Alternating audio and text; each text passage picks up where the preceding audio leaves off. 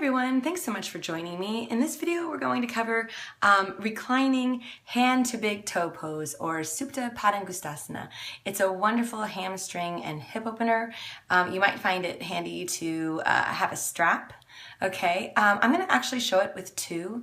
If you've seen the video Need a Chest Pose, I'm going to use that same anchoring variation. So we're going to be lying down and having one leg come straight up, going into a variation out to the side and crossing the midline, or vice versa. We'll just see. But we're going to take that whole range and show some of the adjustments that will help make the pose even better. Okay, so I'm going to go ahead and head back here, and as I said, I'm going to use that anchoring. Okay, so I'm going to start out lifting this leg. So I'm going to anchor my left one.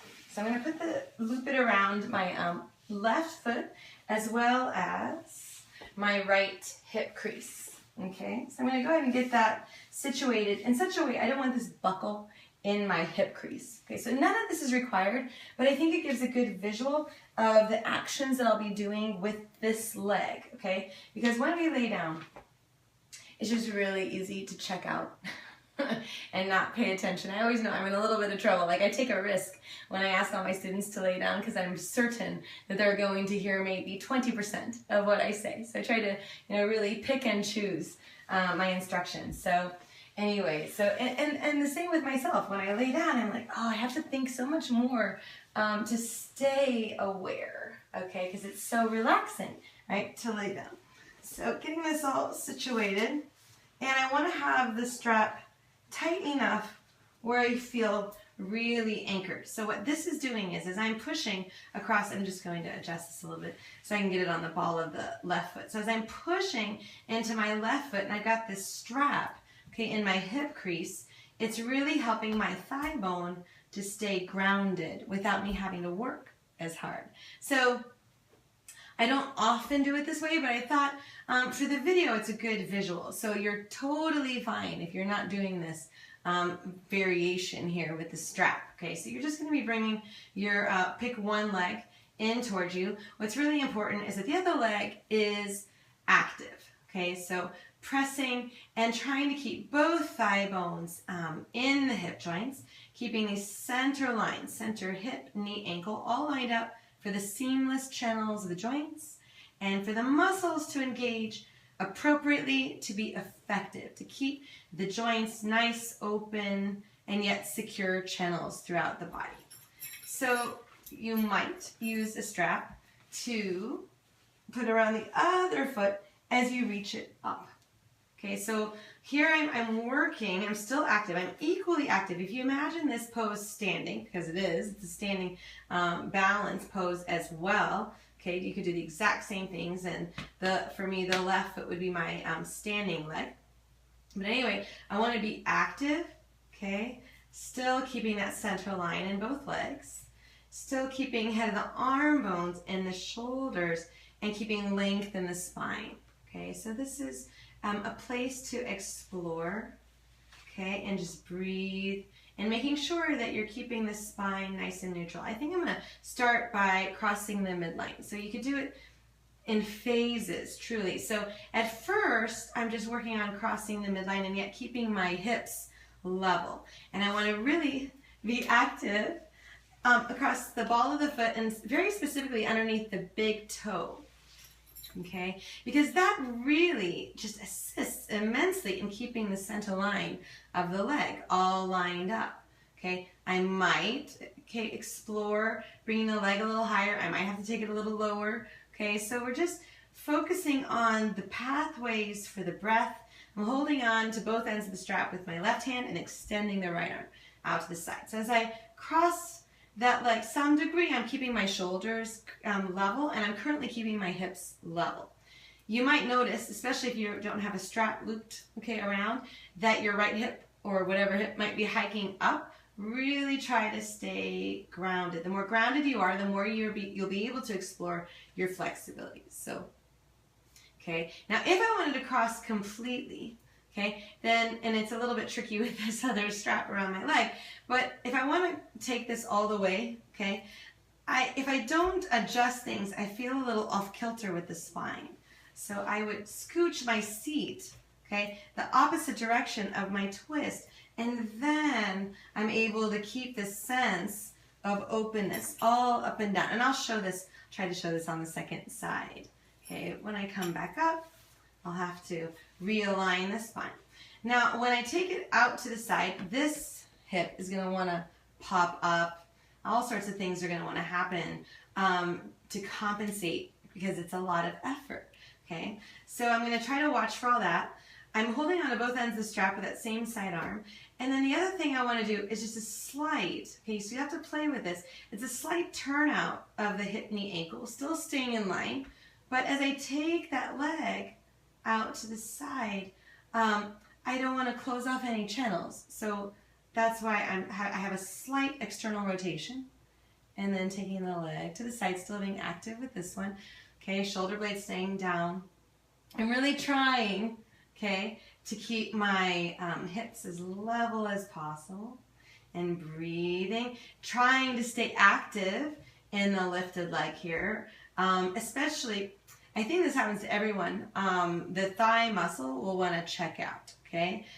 But then the stretch becomes very specific rather than broad and general and big. So the more you keep your thigh muscle appropriately engaged, that it centers and draws the knee, okay, both knees, toward the hip joints, you're going to feel a bigger stretch. So typically I do this no straps. I have a hold of my foot because I feel a little limited actually by the strap, but I wanted to show this variation.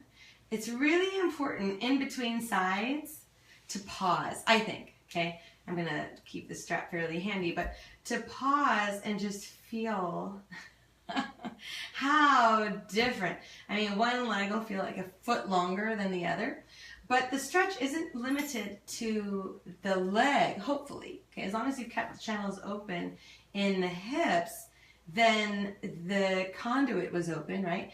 And you can feel the ease in that same side of the torso. Okay, so my right leg, hip, right side of the torso, even my neck and shoulder, okay, feels more open on the right side than on the left. Okay, so I love to pause in between sides just to kind of check in with those things. And now I'm going to switch, try to fairly seamlessly switch. We'll see if I, or not. Okay, so again, I'm trying to place that buckle in such a way that it doesn't get annoying. Okay, and at the same time, I need to be able to easily adjust. So, I don't know. See, just for that, you might decide you don't want to use the strap, just because it can be a little bit of a pain to keep organized. But at the same time, it just feels so good to have an assist in the anchoring, okay? So, side two, we are not symmetrical, so you really might notice that you're tighter or more open on this side, but it has all the same challenges and hopefully benefits. Okay, you'll feel all the benefits. So again, think of this as a standing balance pose to keep you active, to keep you open. Okay, breathing. Make sure you're not tensing at the neck and shoulders to really, hold up high on that strap or to take hold of your foot. It's definitely not worth that. Okay, so I'm trying to keep the thigh bones anchored, engaging the thighs and glutes, drawing the knees up toward the hip joints. Okay, staying nice and open in the neck, okay? And then just exploring. As you cross the midline, you might notice the outer edge of your foot kind of is the ankle sort of rolling. We don't want that. Okay, so that's why I really emphasize here pressing across underneath the ball mount of the big toe. Okay, so I'm drawing the toes back toward me, but really pushing into the strap, okay, with just the root basically of the big toe, and then I am so much more organized and I actually get more out of the pose. So often I'll just stop here, okay? Even though I can cross more, this has a nuance to it that you might lose when you completely cross, because as you completely cross, I think the focus becomes more up the spine, which is great, okay? But I like to pause here and then, okay, shifting the seat so that I can stay in line. Your foot could land.